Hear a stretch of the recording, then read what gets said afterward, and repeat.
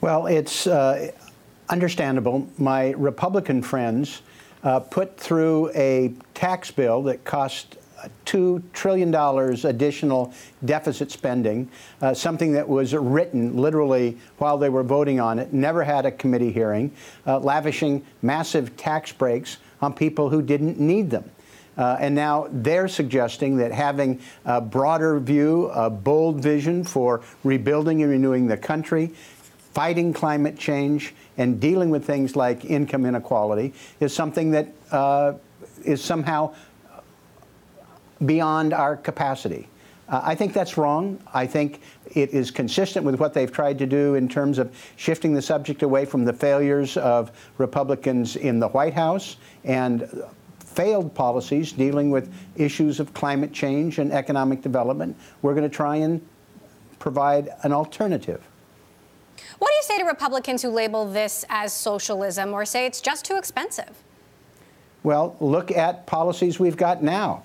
We just passed a farm bill that is providing massive subsidy for farmers that don't necessarily need it at the expense of normal farmers and ranchers, smaller scale activities. There's socialism that is involved with supporting the defense industry.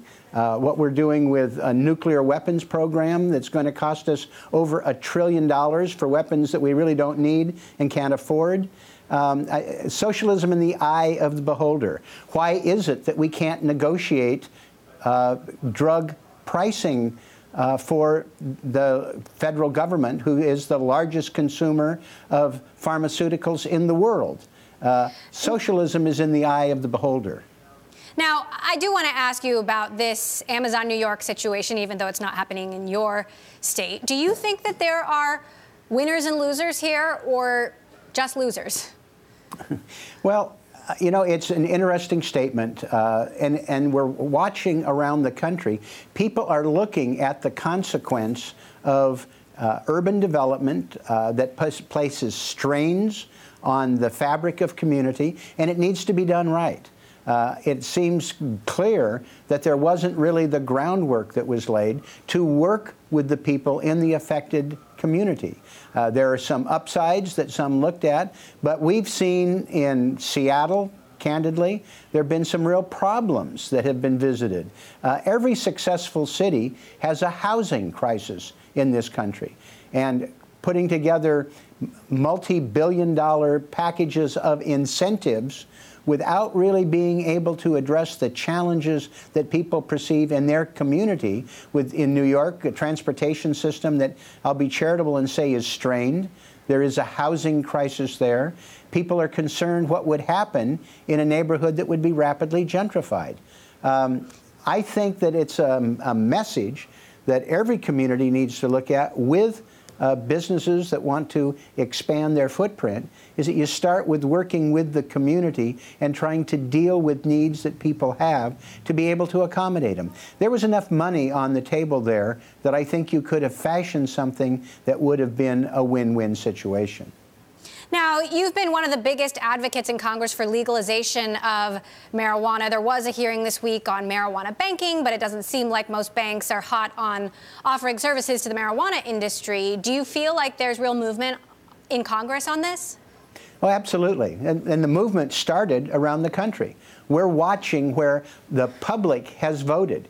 We've watched state after state approve initiatives to legalize some form of marijuana. Now 47 states have some form of state legal marijuana.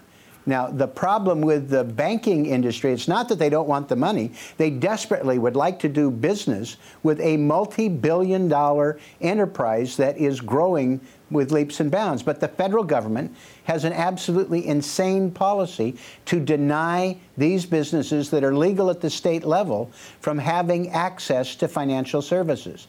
I've worked on this issue for years, from coast to coast. I've never met a single person who thinks there's any benefit in forcing state legal enterprises in cannabis to not have banking services if you care about money laundering, tax evasion, and theft.